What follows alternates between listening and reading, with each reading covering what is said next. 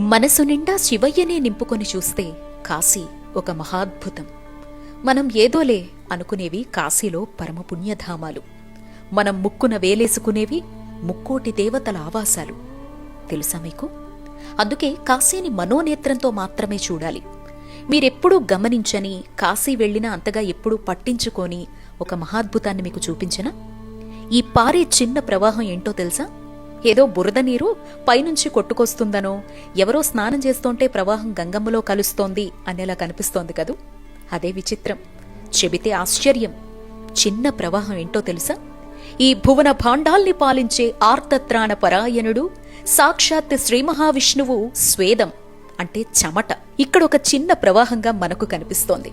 మణికర్ణిక దగ్గరున్న విష్ణుకుండం నుంచి వచ్చి గంగమ్మలో కలుస్తోంది. మణికర్ణికలో మనం దర్శించాల్సిన మరో ప్రదేశం విష్ణుకుండం. సాక్షాత్ శ్రీ మహావిష్ణువు తన సుదర్శనంతో ఇక్కడ నీటి కుంటను తవ్వాట. ఆ క్రమంలో తన స్వేదమే ప్రవాహంగా మారిందిట. సతీదేవి చెవిపోగులు మణికర్ణిక అంటే చెవి ఆభరణం పడ్డటువంటి ప్రదేశం ఇది.